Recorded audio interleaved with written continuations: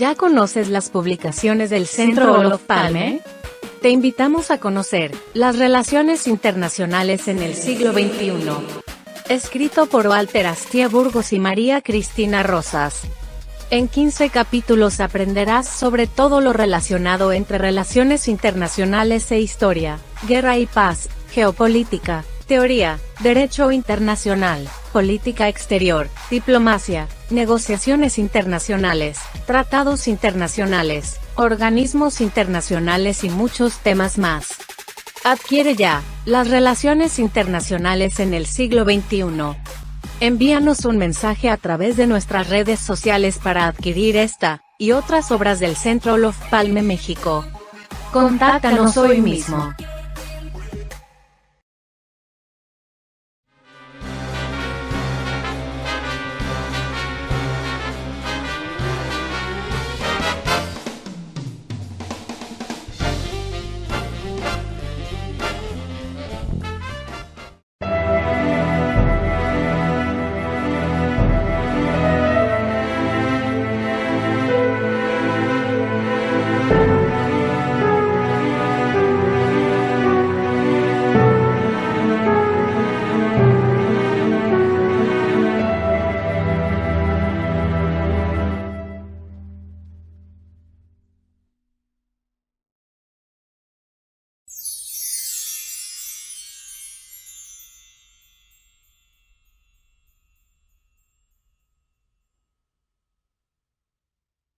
Muy bien. Bueno, pues buenas tardes México, buenas casi noches en Santiago de Chile. Es un gusto darles la más cordial bienvenida a una emisión más de Una Tarde con esta propuesta de entrevistas del Centro Olof Palme México, donde traemos a ustedes las opiniones más autorizadas sobre diversos temas de la vida internacional, sobre temas de política, diplomacia, cultura. Y el día de hoy estamos muy contentos de recibir al senador José Miguel Insulza, amigo de México, una persona cuyo paso por nuestro país no fue inadvertido, de hecho hizo enormes contribuciones a la vida académica y diplomática de México. Lo sentimos también como casi ciudadano mexicano. Apreciamos mucho su tiempo, senador, le damos la más cordial bienvenida a esta entrevista. Muchas gracias, le agradezco mucho su presentación y en realidad tiene razón, yo viví en México casi 8 años, pero lo visito frecuentemente. Tengo esposa mexicana, tengo 2 hijos mexicanos también, así que soy casi, sería mi segunda patria, efectivamente, sí. Así es. Pues quiero comentarle a nuestro público, quienes están aquí en Zoom y quienes nos están siguiendo en Facebook Live, que pueden, por supuesto, formular preguntas y comentarios para nuestro invitado. Antes de comenzar, pues yo quisiera hacer una breve semblanza de la trayectoria del senador Insulza. Él realizó su bachillerato en el St. George College, un centro privado regentado por la Congregación Católica Estadounidense de la Santa Cruz. Emprendió estudios superiores en la Universidad de Chile, donde se licenció en Derecho, y los continuó en la Universidad de Michigan, en Estados Unidos, donde obtuvo una maestría en Ciencia Política. En el medio realizó un posgrado en la sede académica en Santiago de la Flaxo, y a pesar de que pues él tenía una amplia formación en temas de derecho, pues él se sintió más atraído por la docencia y el servicio público, así que se dedicó a actividades docentes en universidades de Santiago, pero también tuvo una notable presencia política nacional, estamos hablando de los años 60, años 70, como polemista en un programa televisivo de debates políticos. En 72, pues, irrumpe en la función pública como asesor político en el Ministerio de Exteriores y bueno, ahí estuvo a las órdenes de los cancilleres Clodomiro Almeida y Orlando Letelier y fue director de la Academia Diplomática de Chile. Posteriormente, pues se produjo el golpe de Estado Sabemos que este golpe de Estado pues atrapó, digamos, en cierta forma a don José Miguel Insulza estando fuera de Chile, en Argelia, y pues ahí comenzó el exilio. Pasó pues varios años en el exilio, eventualmente llega a México, donde se involucra también en actividades académicas en el Instituto Matías Romero. Y bueno, posteriormente, cuando regresa la democracia a Chile, pues él va a fungir como ministro de Exteriores entre 94 y 99, ministro secretario general de la presidencia entre 99 y 2000, ministro del Interior entre 2000 y 2005, secretario general de la Organización de los Estados Americanos entre 2005 y 2015, y desde el 11 de marzo de 2018 es senador por la circunscripción 1, región Arica y Parinacota en Chile. Así que bueno, hay mucho de qué hablar con una trayectoria tan prolífica del senador. Y yo quisiera comenzar, senador, este fin de semana en México, pues tuvimos reuniones que pues abordan ciertamente temas que nos preocupan en América Latina, la concertación política, la pandemia. ¿Cómo ve usted la configuración política de nuestra región a la luz de la pandemia, pero también ante la necesidad que tendríamos de concertar en una situación tan dramática como esta a la que nos estamos enfrentando? Bueno, muchas gracias por su introducción y voy directamente a su pregunta.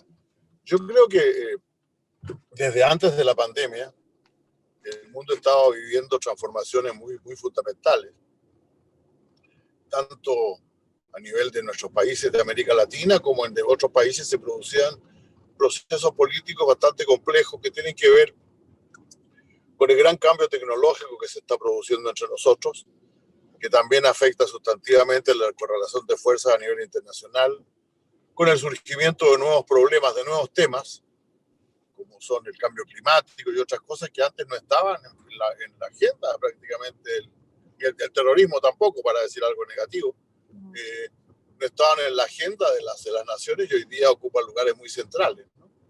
Y nuestra región en este periodo de cambio, sin embargo, pasa por un periodo bastante poco unitario, por así decirlo, si se puede hablar de alguna manera en ese sentido. La unidad de América Latina se ha resentido muy sustantivamente. México está haciendo un esfuerzo ahora en estos días en la conferencia de estados de América Latina y el Caribe por restablecer alguna forma de coordinación, de vinculación, pero hay muchas divisiones entre nosotros.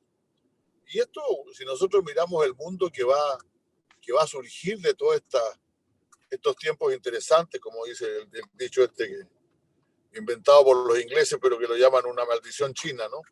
Pero en realidad es un dicho estrictamente británico. Nos ha tocado vivir tiempos muy interesantes. Y esos tiempos interesantes ciertamente van a cambiar mucho la faz del planeta. Y una cosa que yo creo que va a ocurrir es que efectivamente, aunque hoy día hay dos grandes potencias que nuevamente se disputan el predominio mundial, son Estados Unidos y China, yo creo que este va a ser un mundo multipolar, no de pocos, no de muchos polos, pero sí de 4 o 5 que tienen la posibilidad de irrumpir más fuertemente en la escena internacional, como son los países del Asia-Pacífico, además de China, como es la India, como es la Unión Soviética, la Rusia, antes Unión Soviética, que no será muy poderoso desde el punto de vista económico, pero sí es poderoso desde el punto de vista militar, y además es el país lejos, el país más grande del mundo. Y claro, uno quisiera que uno de estos polos fuera América Latina. América Latina con sus 650 millones de habitantes, muy vinculado incluso culturalmente a la creciente población latina en los Estados Unidos. América Latina que no es un continente pobre, si bien, como lo dijo alguna vez un presidente de Brasil, Fernando Henrique Cardoso, es un continente injusto, pero no pobre, con grandes recursos naturales, pero con una incapacidad gigantesca para encontrar unidad entre sus países, ¿no? Y parece que los organismos internacionales que a veces crean se disuelven apenas cambian un poco las correlaciones políticas en la región, ¿no? Y estamos entonces, yo creo, en un pie difícil para enfrentar esto. O sea, mi opinión es que la situación en el mundo es realmente de cambios muy crecientes que van cambiando la faz de la política internacional y que América Latina corre el riesgo de quedarse afuera del escenario donde las cosas se deciden. Sí, senador, efectivamente. Y parece que, pues, en lugar de sumar esfuerzos, hemos hablado mucho, por ejemplo, la importancia de Brasil, la importancia de México, el tamaño de sus economías y lo valioso que sería que se pusieran de acuerdo para concertar sobre temas que al final del día son afines. Pero esto no ocurre, estamos muy polarizados. ¿A qué lo atribuye, senador? Mire, yo la verdad es que no sé mucho a qué atribuirlo. Hay un tema ideológico, por cierto. O sea, nosotros tuvimos un periodo importante. A mí me tocó ser secretario general de la OEA en ese periodo, no me lo atribuyo, en que de pronto pareció producirse una cierta confluencia entre las naciones latinoamericanas. Todas tenían regímenes democráticos, hubo interesantes procesos de democratización en todos los países. Hubo también un crecimiento económico que sin duda existió en esos años, probablemente más en América del Sur que en la parte más al norte, pero de todas maneras hubo años en que todos los países crecieron, solamente que los de América Latina a veces crecían a 2 dígitos, y de pronto eso se empezó a perder. La década, bueno, y antes después, en ese periodo también las brechas disminuyeron.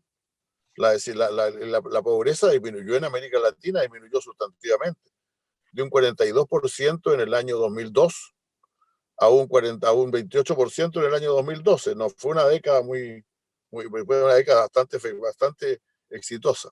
Sin embargo, ya el año 2013, nosotros habíamos pasado por la crisis del 2008, Sí. y a algunos de nuestros gobiernos les gustaba decir que esta vez no la habíamos creado nosotros la crisis y no la habíamos sufrido tampoco, lo cual no era cierto. Ya había empezado a caer la condición económica en América Latina, se habían empezado a producir situaciones difíciles en algunos países, y la década nueva, como lo dijo el economista jefe del Banco Mundial en esa época, dijo que los países emergentes, dijo él, no Olivier Blanchard, era el economista francés que era el principal asesor del Banco Mundial, del Fondo Monetario en esta materia. Él dijo: los países emergentes no acompañaron la crisis del 2008, pero van a acompañar mucho el crecimiento lento de la década siguiente. Y así ha ocurrido. Y además surgieron fenómenos claramente que demostraban la debilidad de los estados latinoamericanos, estos estados construidos siempre con sueños de que todo el mundo va a tener todos los servicios públicos, va a tener salud, educación, previsión, buenos trabajos, etcétera, y con una distribución del ingreso que es pésima, muy mala, y estados que son de pronto un poco grandes, pero bastante débiles en cuanto a su capacidad de proporcionar los servicios. Entonces, si a esto unimos los fenómenos de corrupción que se produjeron, se hicieron cada vez más visibles, eso culminó con romper un poco los sueños de que esta vez sí América Latina iba a tener un crecimiento sólido que le iba a permitir pasar de ser de la región intermedia a una región con un mejor desarrollo. Eso es lo que no ha producido, no se ha producido. Y eso ha deteriorado también, creo yo, la democracia. Yo creo que la democracia o la idea democrática no es tan fuerte en América Latina como lo era hace un par de décadas atrás. Muy lamentable, senador, porque efectivamente vemos un desencanto respecto a la democracia, una crisis de las instituciones, y eso, por supuesto, nos genera mucha ansiedad. Quiero preguntarle, usted fue secretario general de la OEA, por lo menos en lo que se refiere al primer periodo le tocó el gobierno de George W. Bush en Estados Unidos. De hecho, su elección fue desarrollada en ese marco, y recordamos también que todo el proceso, porque también había la candidatura del ex canciller mexicano, de Luis Ernesto Derbez, recuerda. Que ahora él está en la rectoría de la Universidad de las Américas, por cierto. Pero, ¿cómo fue que usted pudo maniobrar con una administración como la de Bush, que parece que pues quería, y lo vimos, por ejemplo, después del 11 de septiembre, quería imponer una agenda de seguridad a la región, una agenda donde fuera el terrorismo lo principal, lo que más combatiéramos? ¿Cómo maniobró usted en este contexto? Sí.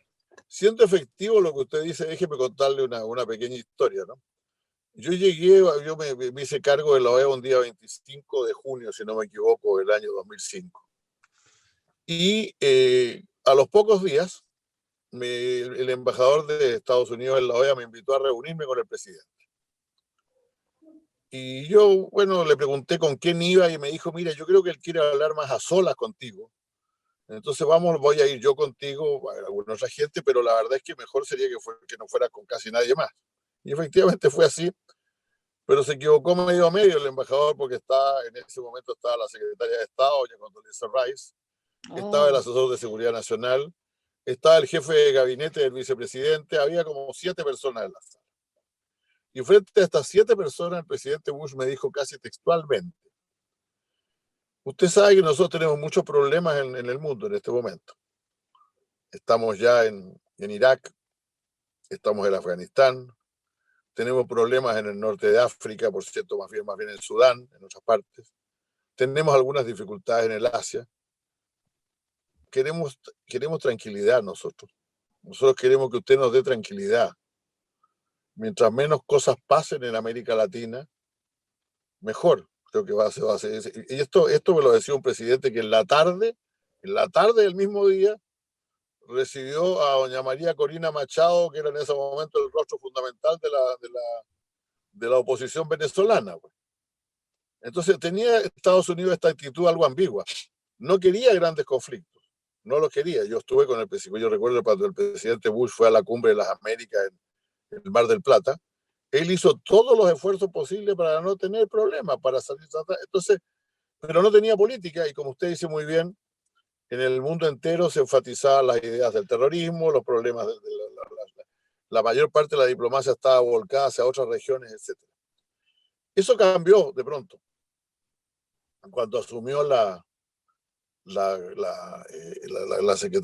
como subsecretario, como secretario adjunto para asuntos latinoamericanos, para asuntos hemisféricos, el embajador Tom Shannon, que después llegaría a ser segundo del Departamento de Estado algunos años después, y fue embajador en Brasil y se retiró durante la administración Trump, que en realidad de alguna manera diseñó una política que seguía el dictamen lo que el presidente Bush había planteado el primer día, eso que yo lo había visto a él, que hubiera la menor cantidad de cosas posibles, de problemas posibles. Y yo recuerdo una reunión en la cual una periodista le preguntó al señor Shannon y que cómo dejamos que pase esto aquí, cómo dejamos que pase esto acá, etcétera. Él le dijo, mira, no tenemos bloqueos ni cañoneras, entonces no se pueden hacer las cosas ni con bloqueos ni con cañoneras. Ahora, si tú me dices alguna forma de hacerla, yo lo voy a hacer. Entonces, yo la verdad es que tuve que lidiar más bien con una cierta intento de Estados Unidos porque no pasara nada de OEA. Ellos intentaron remediar el problema de Honduras, a mi juicio de manera bastante negativa, tratando casi como de reconocer que en realidad había algunas razones para sacar al presidente Zelaya, pero finalmente tuvieron que, porque el dogma era nosotros vamos a hacer vamos a trabajar con ustedes, pero esto lo repitió el presidente Obama numerosas veces, pero no vamos a ir solos en nada. Si ustedes se comprometen, que si ustedes quieren algo, van a tener que apoyarnos a nosotros también. Entonces fueron años bastante más tranquilos. Sin embargo, en los últimos 2 años, los últimos 3 años de mi presencia en la OEA, las cosas se empezaron a dificultar fundamentalmente por el surgimiento de la oposición venezolana. Hasta entonces Venezuela había una oposición política, pero no había oposiciones ni conflictos en las calles, ¿no? claro. No existía. Y la verdad es que esto de alguna manera removió bastante más en América, la situación en Washington, y a esto se unió sin embargo, la decisión del presidente Obama de restablecer relaciones con Estados Unidos, ¿no? Perdón, con Cuba, Con Cuba. cosa que nosotros habíamos planteado desde hacía bastante tiempo. Entonces, el último periodo de mi presencia en la OEA fue bastante más agitado porque primero restablecimos relaciones con Cuba, pero nosotros invitamos a la OEA a volver a Cuba levantando las sanciones. Sabíamos que no iban a venir, ¿eh? Mucha gente, oiga, usted me mencionó mi currículum bastante antiguo y yo recuerdo muchas cosas, pues. La mayor manifestación que nunca hubo en Cuba, nunca hubo en La Habana un rally de este tamaño, fue cuando se publicó la segunda declaración de La Habana. La segunda declaración de La Habana a comienzos, iniciales antes del año 63. Una concentración con más de 1 millón de personas, en que Fidel Castro habló durante 7 horas. Alguna vez entrevistó a las intérpretes, incluso a las traductoras, cómo habían resistido esas 7 horas sentados traduciendo ahí. Fue una cosa gigante. Y eso era contra la OEA. Por favor, eso era por a raíz de la suspensión de que habían sido objeto por parte de la Asamblea General de la OEA. Entonces no era para los cubanos cualquier cosa, pero sí ellos tuvieron que aceptar que de alguna manera nosotros habíamos levantado las sanciones. Y esto Estados Unidos tuvo que concurrir a eso incluso. Enseguida enfrentamos unitariamente el golpe en Honduras, pero siempre sobre la base, María Cristina, de una idea que yo tengo que es muy fundamental. Fíjese usted que el primer fundador de la OEA, el expresidente de Colombia, Alberto Lleras Camargo, dijo alguna frase que parece casi banal. Él dijo: la OEA será lo que sus Estados miembros quieran que sea. Claro. Porque nosotros somos, la OEA, como todos los organismos internacionales, son organismos multilaterales, no son organismos supranacionales. Lo más parecido a un organismo supranacional es el Consejo de Seguridad de Naciones Unidas, por cierto, pero claro, nada más que sus miembros tienen derecho a vetar cualquier cosa que los perjudique. O algo también la Unión Europea en algunas cosas, si bien en las cosas políticas no es supranacional. Pero la OEA era un organismo supranacional. Y eso significaba necesariamente asumir posiciones mediadoras. Tratar de no, salvo cuando había una ruptura de la democracia, como ocurrió en Honduras, claro, que nosotros la condenamos y suspendimos a Honduras. En los demás casos intentábamos mediar. Nosotros aplicamos la Carta Democrática Interamericana a pedido de los estados que eran perjudicados por alguna situación, pero solamente la aplicamos para castigar a alguien que había roto con la democracia, en el caso de Honduras. Entonces, fueron años más fáciles. Yo reconozco, sin embargo, que los años posteriores han sido más complicados. Porque, como repito, no era una cosa que hubiera una oposición venezolana que venía a reclamar a la OEA. Había una oposición venezolana que salía a las calles y que creaba problemas en las calles. No era solo un asunto de que hubiera que en Nicaragua hubiera algún pequeño fraude menor en las elecciones. Tenemos una situación completamente distinta hoy día, de una ruptura total con la democracia en ese país y otras cosas así. O sea, yo creo que en la Organización de Estados Americanos, como en los demás organismos, el abandono, más bien el alejamiento de la democracia en algunos países de América Latina, no quiero hablar de Brasil porque es otro asunto. Brasil también tiene un problema claro y hay tendencias autoritarias muy evidentes, ¿no? Sí. Eso naturalmente es perjudicial no solamente para los países, sino que también para el organismo internacional, ¿no? Y yo no hablo de la OEA en realidad porque mis antecesores me enseñaron que el secretario general que se iba no se metía en los asuntos de sus sucesoras, así que no soy un entusiasta de decir cosas sobre la OEA. Correcto, senador. Tocó usted un tema que es muy importante. ¿Cómo ve Estados Unidos a América Latina y cómo efectivamente, yo he estudiado, yo hice una tesis doctoral sobre las relaciones de América Latina con Estados Unidos y encontraba yo que quizá nuestro principal valor estratégico es no crearle problemas a Estados Unidos para que Estados Unidos se pueda dedicar a monitorear otras regiones como Medio Oriente u otras más. Estoy absolutamente de acuerdo. El foco fundamental de la política norteamericana en los últimos años ha sido precisamente ese en América Latina.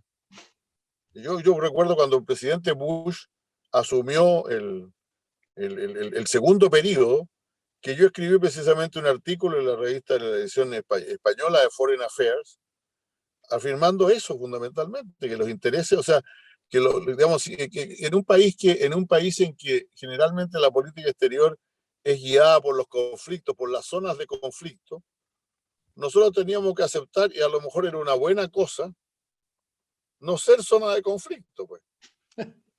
Okay. O sea, eso era evidentemente claro, más de alguien que se interesa por la política exterior, probablemente esto le resultaría aburrido. De hecho, los diplomáticos americanos ya no toman América Latina como una gran destinación, porque quieren hacer carrera en otras partes donde haya más conflictos, ¿no?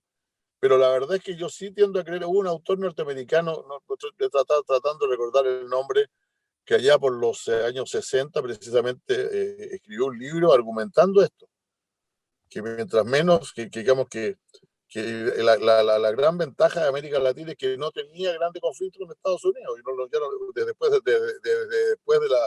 después de la consolidación de la Revolución Cubana ya en realidad no han habido asuntos que sean realmente de ruptura, vida o muerte, ¿no? La última vez que hubo conflicto de ese tipo fue en las guerrillas de los años 60. Pero, y entonces, claro, hay una situación bastante curiosa, porque por un lado ellos,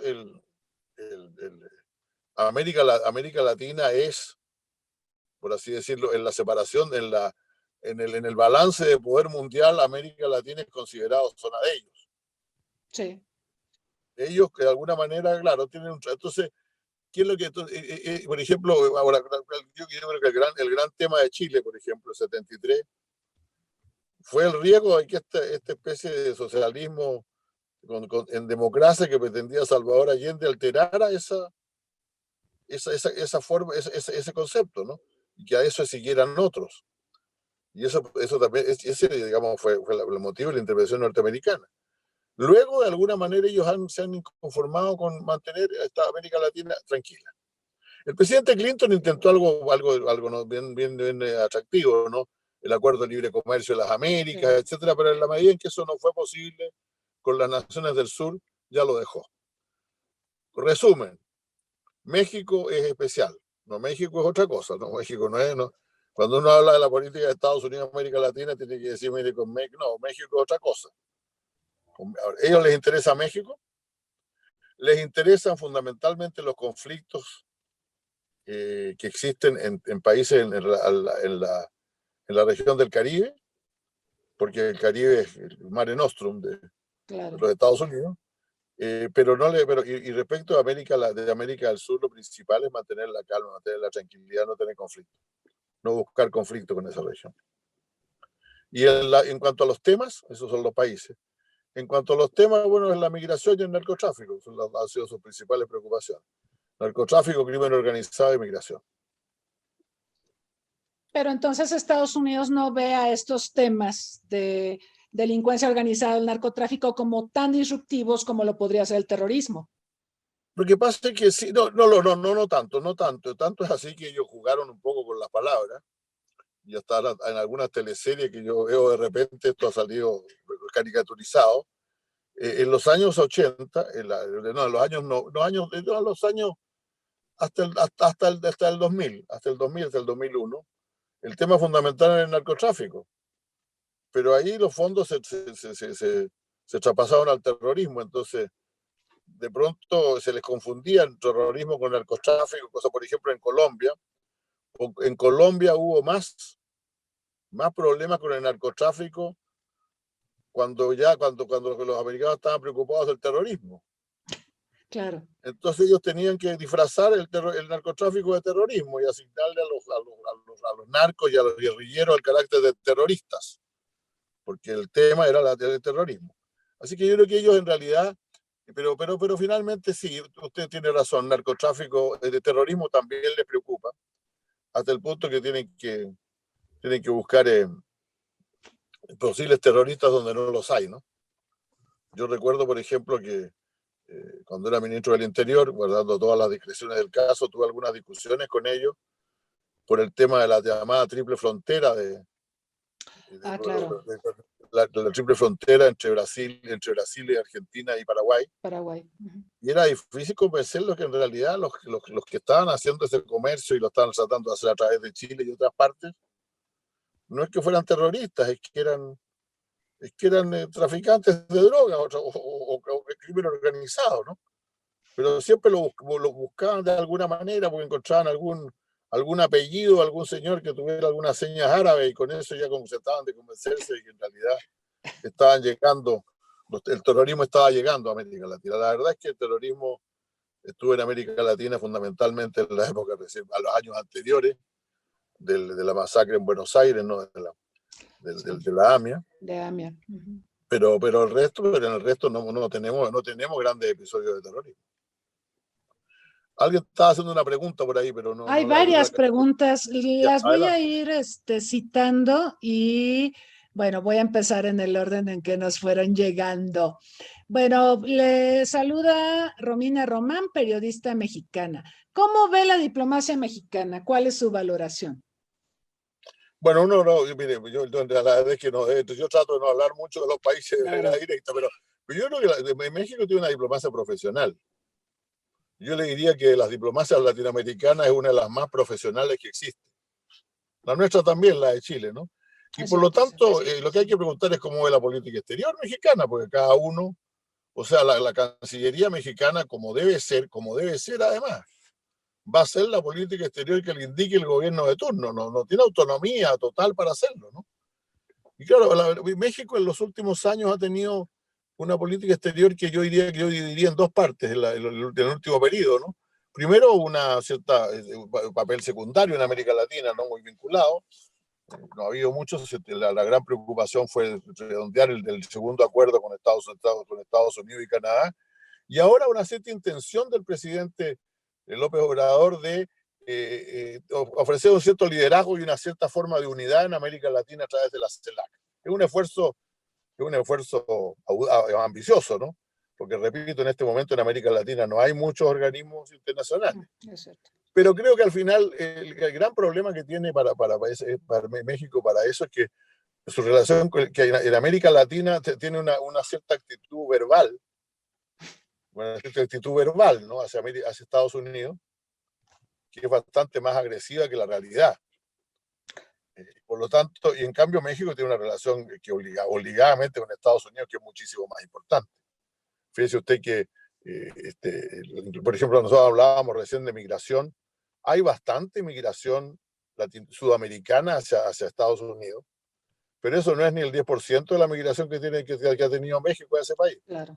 Entonces, que la verdad es que yo creo que es el camino de pensar que existe una sola política latinoamericana es muy difícil de lograr. Yo creo que a lo que a México le conviene, por lo tanto, es entenderse con las alianzas de América Latina, con la UNASUR, cuando vuelve a existir, yo creo que va a volver a existir, con el SICA, con el Sistema de Integración Centroamericano, con el Caribe, etcétera, y buscar con ellos formas de avanzar sus intereses y su política. Pero yo voy a decir aquí una cosa que es casi una herejía porque nadie la dice.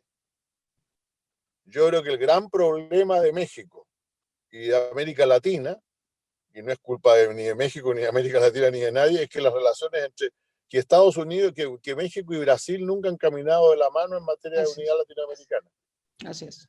Y cuando hablamos de México y Brasil, hablamos del 60% de la población de América Latina, casi 2/3 de la población de América Latina. Así es. Desde el punto de vista territorial, más de 2/3. Y desde el punto de vista político y poblacional, 62-63%. Y ahora, si México y Estados Unidos y México y Brasil se pusieran de acuerdo en una forma de empujar a América Latina, otro gallo cantaría, ¿no? Eso sería muy distinto. Eso no ha ocurrido todavía, y no creo que esté menos hoy día va a estar en vías de ocurrir. Hay una pregunta muy relacionada que le están haciendo con lo que acaba de decir, esto de revitalizar las alianzas. Le preguntan si una negociación o concertación entre Alianza del Pacífico y Mercosur podría revitalizar a la integración latinoamericana y podría acercar a México con el Cono Sur, porque la realidad es que también geográficamente estamos distantes. Sí, sin duda que es muy posible. El canciller anterior de Chile, el señor Heraldo Muñoz, intentó muy fuertemente ese diálogo entre la Alianza del Pacífico y el Mercosur. Tuvo algún éxito periférico, pero no. Son modelos de integración bastante distintos. se llevan bien, pero además, pero la verdad es que no, por algún motivo no se consiguió, no fue posible conciliar eso, ¿no? Tiene otra pregunta, senador, de Fernanda Suárez. ¿Cómo fue su experiencia como secretario general de OEA en la puesta en marcha del recién nacido concepto de seguridad multidimensional durante su gestión? ¿Cómo manejar una agenda tan amplia sin seguritizar todos los temas?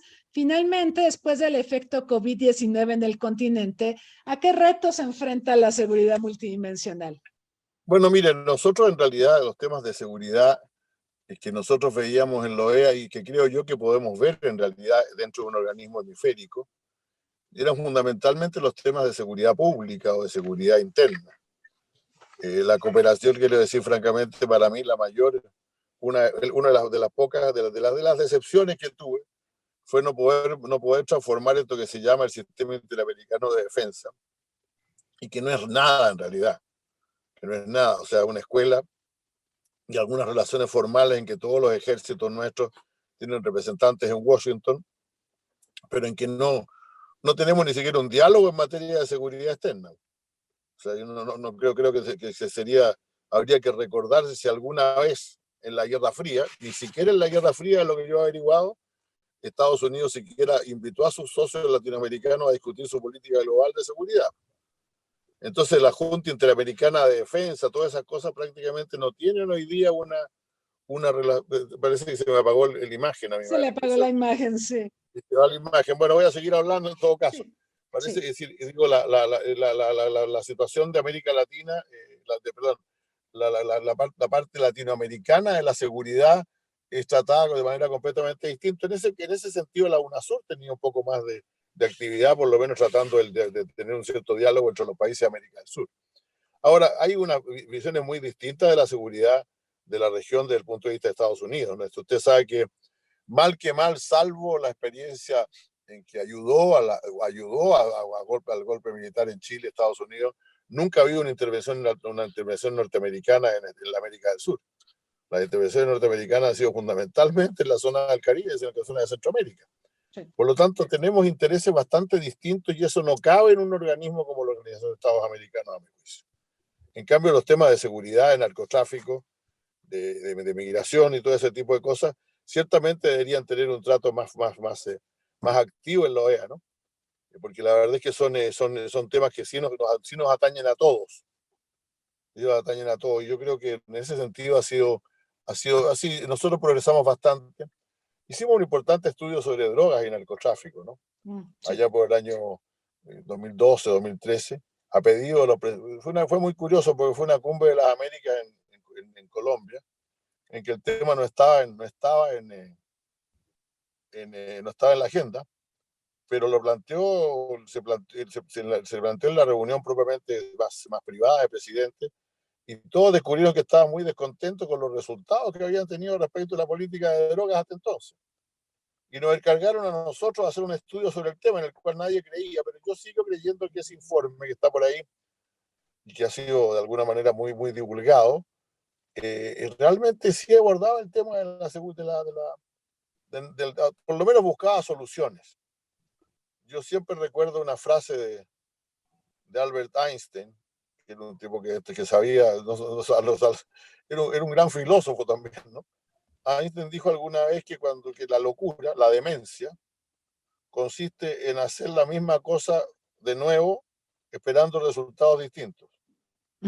Y nosotros en materia de narcotráfico llevamos 50 años haciendo lo mismo y esperando resultados distintos. Y eso la verdad es que es muy lamentable. Yo creo que tendría que haber un cambio de política y ese informe apuntaba a algunos cambios de política. Yo no le diría que se atrevía a plantear algunas cosas demasiado audaces, pero se apuntaba en esa dirección. Así que en esa parte yo creo que cumplimos. Hoy día está bastante dedicada la OEA también a la seguridad digital, a la seguridad cibernética. Sí. Han hecho cosas interesantes. Pero claro, falta pero la aplica todavía desde la famosa declaración sobre seguridad multidimensional aprobada en México hace ya más de una década, ¿no? Todavía nos falta avanzar mucho más. Claro. Sí, senador. Hay una pregunta muy interesante respecto a su opinión sobre la evolución que han tenido las izquierdas latinoamericanas, particularmente en este siglo. Las izquierdas latinoamericanas. Bueno, Sí, mire, yo creo que la izquierda latinoamericana conoce en realidad tres periodos, ¿no? El primer periodo es el que se vivió en el periodo del Internacional Comunista. Y en ese caso, en ese periodo, y después la división entre Segunda y Tercera Internacional, ¿no? En que por lo tanto en América Latina habían partidos comunistas y partidos socialdemócratas, y en algunos ejemplos especiales, algunos casos bastante especiales, como en el caso de México, precisamente, que habiendo un partido revolucionario, esto como que había cambiado, no daba mucho cabido para eso, ¿no? Pero creo que el gran cambio en la izquierda latinoamericana se produjo después de la Revolución Cubana, en torno a las ideas que surgieron de la Revolución Cubana, que cambió ideológicamente el pensamiento respecto a América Latina. Hasta entonces América Latina era considerada por todos un continente subdesarrollado o no desarrollado todavía. Y por lo tanto el gran tema de la CEPAL y de otras instituciones era cómo, cómo desarrollarla, o sea, cómo dar el salto del subdesarrollo al desarrollo. Y de alguna manera esto lo cambió fundamentalmente. Bueno, no es bueno siempre hablar solamente de un autor, pero yo voy a hablar de uno que además era un alemán que me caía muy pesado a mí, llamado André Gunder Frank. claro. Yo lo conocí a André Gunder Frank, sí. Sí, claro, claro. Sí, No, sí. ese libro genial, Sí, llamado El desarrollo, el subdesarrollo en América Latina, sí. y que comienza diciendo: yo creo con Paul Baran que el subdesarrollo no es una forma especial de atraso en América Latina o algo así. Sí, Yo creo que desde el fin de la Guerra Fría, en realidad los movimientos más radicales como que se fueron diluyendo por un tiempo, y creo que los movimientos más bien socialdemócratas adquirieron una cierta mayor capacidad digamos, de acción. Los años que fueron buenos para América Latina, los años que fueron buenos para América Latina, el tema central, porque este es el tema central entre socialdemocracia y Tercera Internacional, era el tema precisamente de la democracia. Y de alguna manera todos los movimientos revolucionarios cambiaron de switch hacia una aceptación de la existencia de un proceso de progresivo desarrollo dentro de la democracia. Creo que hoy día eso ha cambiado, hay nuevamente movimientos radicales en la medida en que yo creo francamente que por mucho que yo tenga mucho cariño por algunos de los procesos que se vivieron en América Latina a principios de este siglo, ¿no? Y ciertamente algunos países progresaron mucho. Sin embargo, creo que realmente no hubo una suficiente esfuerzo por modificar las condiciones en las cuales vivía la gran mayoría de la población. La verdad es que la gran mayoría de la población de América Latina hoy día está todavía en una condición bastante desmedrada, y eso ciertamente perjudicó sustantivamente a las fuerzas democráticas, a las fuerzas de izquierda democrática en favor del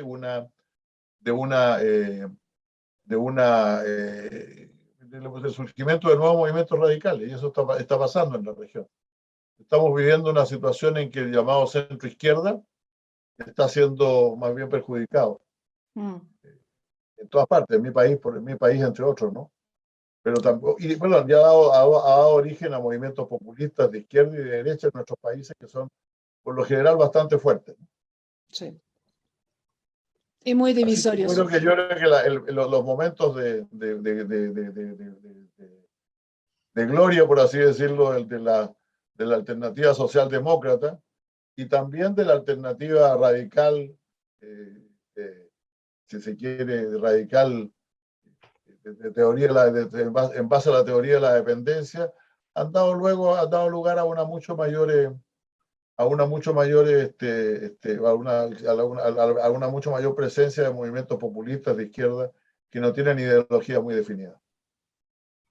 Así es, muy lamentable. También tienen una pregunta, hay un par de preguntas más, senador, antes de poder terminar esta entrevista y agradeciendo, por supuesto, su tiempo. Yo no Le sé si pregunto, ustedes me ven a mí, pero yo no me veo, yo no me estoy viendo así, pero bueno, no, si ustedes me ven, no hay problema. bueno, no lo vemos, pero lo escuchamos perfectamente. A ver, senador, le preguntan cómo valora la creciente presencia de China en América Latina y le comentan también que, bueno, por ejemplo, China tiene tratados de libre comercio con varias naciones latinoamericanas, incluido Chile. ¿Cómo valora esta creciente presencia de China en A nuestro ver, continente? es un poquito, es importante decirlo bien. China es el principal socio comercial de casi todos los países de América del Sur. En el caso de Chile, nuestro comercio exterior con China durante la pandemia ha llegado a ser algo así como el 50% de nuestro comercio exterior. O sea, no es que estén Estados Unidos y China más o menos a la par. Nosotros, la relación comercial de Chile, de Argentina, de Perú, de Brasil, y no tengo los datos de las que siguen, pues yo estoy hablando solamente de las que me quedan más en el cono sur, es absolutamente predominante con China. Y la verdad es que yo debo reconocer que si nuestra economía todavía ha resistido, ha sido fundamentalmente por las exportaciones del cobre chileno a China, o de la carne argentina o paraguaya o uruguaya, o también lo de la soya brasileña o argentina. Esos son los que realmente han generado fundamentalmente una situación económica algo más remediable respecto a la situación que se vive. Yo creo que China hoy día, por lo tanto, es una potencia mundial y eso es lo que da lugar a esta especie de bipolarismo que se va armando, ¿no? Que se va generando. O sea, el conflicto, este es un clásico conflicto entre naciones que disputan un predominio tecnológico y en el marco de ese predominio tecnológico llevan su contienda al terreno comercial, al terreno de las inversiones. Todavía no, pero ya va caminando hacia allá, al terreno militar también. Sí. Y por lo tanto, yo creo que la presencia de China como potencia mundial es innegable. Es innegable. Yo he sido siempre un convencido de que eso iba a ocurrir. De que eso iba a ocurrir. Yo estaba en China numerosas veces y me tocó estar allá en un momento muy señero de la transición del traspaso de Hong Kong a China, y uno se daba cuenta que ahí lo que había era un tema de nacionalismo muy acendrado, de tema de poder y de respeto que ellos valoraban muchísimo, ¿no? Así que yo creo que China va a darnos mucho que hablar en las próximas décadas, ¿no? Y ojalá, como digo, el mundo se transforme en algo más multipolar. En las últimas decisiones de Estados Unidos, las decisiones de los últimos días tienen que ver mucho con el mismo tipo de estrategia militar que se siguió hacia la Unión Soviética respecto a la Segunda Guerra Mundial, ¿no? El famoso cuadrángulo o cuadrilátero, Estados Unidos, Australia con la India y Japón, y por otro lado el AUSUC se llama así, que Australia, Estados Unidos, Reino Unido, son la clásica conformación de alianzas en torno al enemigo, pues. Por lo tanto, creo que estamos cerca de la Guerra Fría. Yo creo, ahora China tiene una gran ventaja. Y ojalá la aproveche, no ha estado nunca, hace muchos años que no está en guerra con nadie. Por lo tanto, todos los recursos que tiene los destinan fundamentalmente a desarrollo. Creo que además la República Popular China, reconozcámoslo, está haciendo una serie de cambios muy fundamentales en su economía que pueden ser mirados de dos maneras. Una mayor intervención del Estado en la economía, etcétera, pero también un intento por regular un poco el crecimiento de sus principales conglomerados económicos, ¿no? Que puede ser perjudicial en términos de cifras de Producto Geográfico Bruto para China, pero que al mismo tiempo les garantizan que las grandes empresas que han ido generando no se salgan del marco necesario que se les ha puesto. Y desde ese punto de vista creo que lo que está haciendo, yo por lo menos creo que hay que ver lo que está haciendo China desde el punto de vista de la reorganización de su economía. Eso, si ustedes me permiten, es capitalismo de Estado en serio. Claro. capitalismo de Estado de veras, lo otro no es capitalismo de Estado. Lo otro ya es un enredo, un caos que nadie entiende muy bien.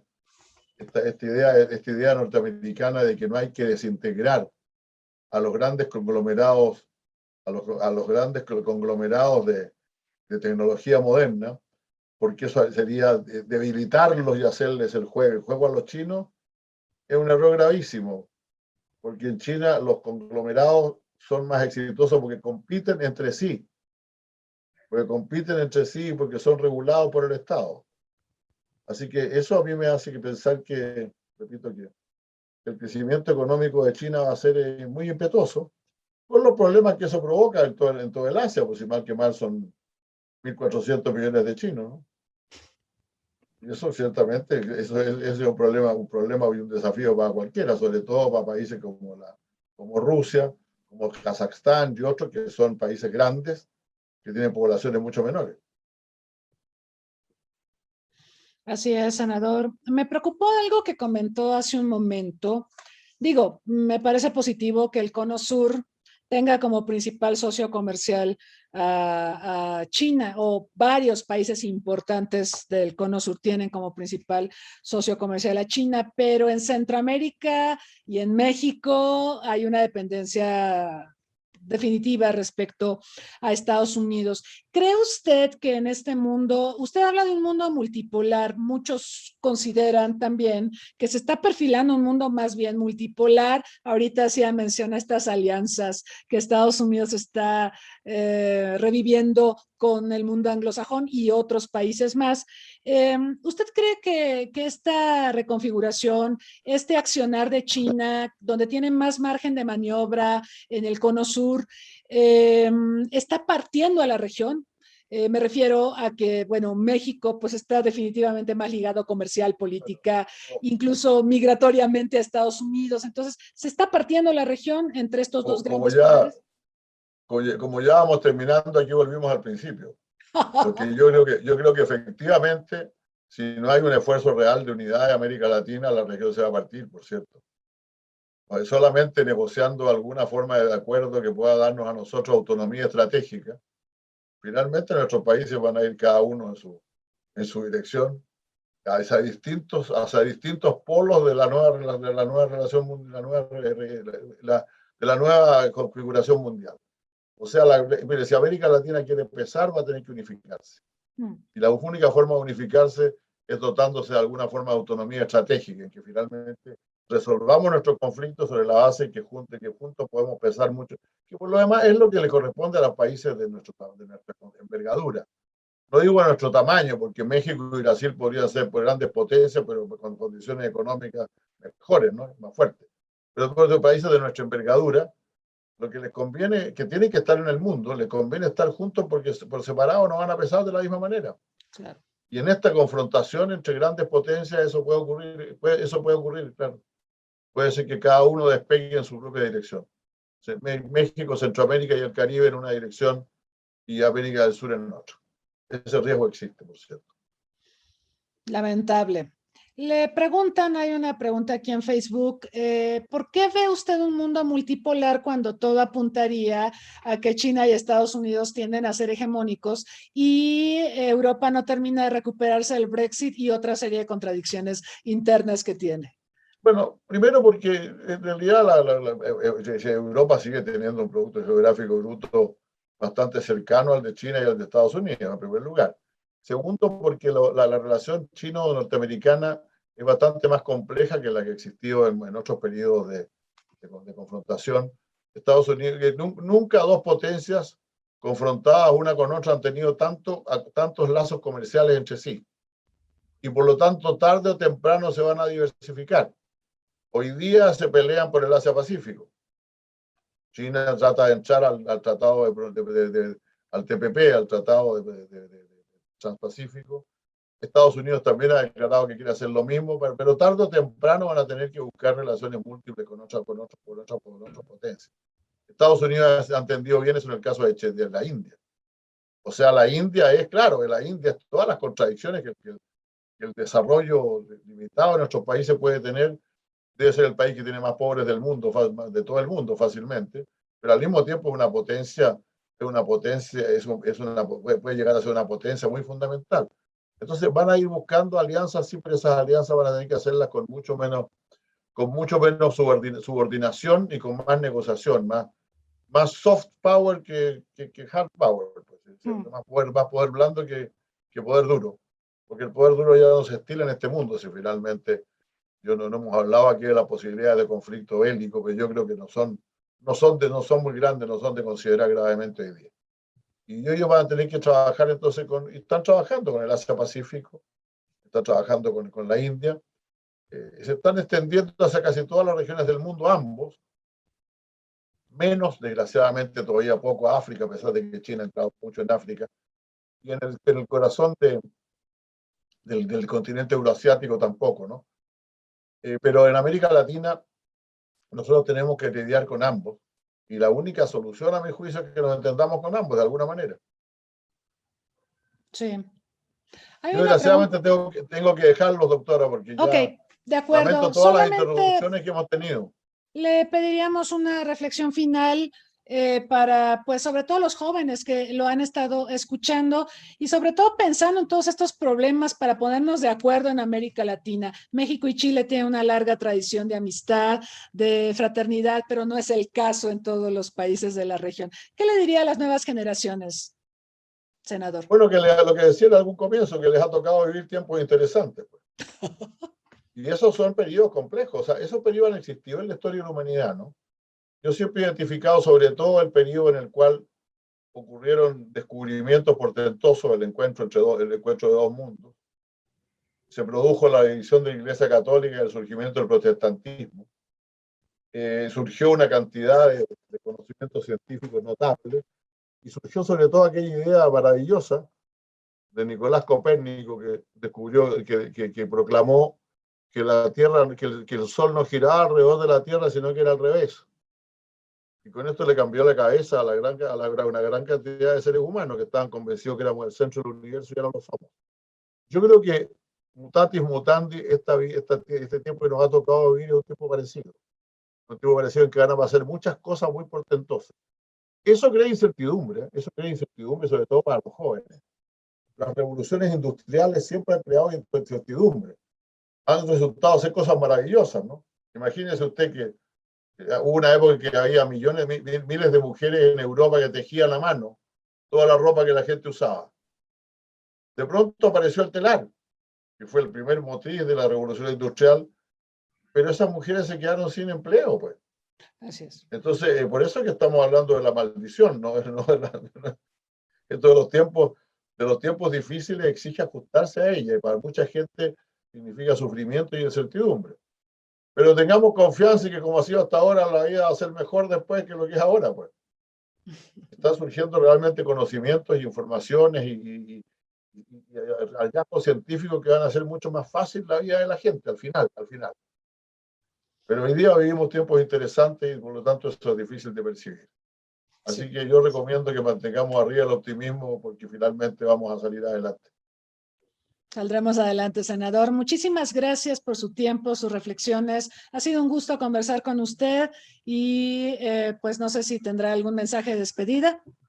Un mensaje muy cariñoso para este centro que se lleva ayer en nombre de Olof Palme, que es un gran estadista, un gran hombre de la paz y de la construcción democrática que yo admiro muchísimo. Yo tuve oportunidad de conocerlo alguna vez.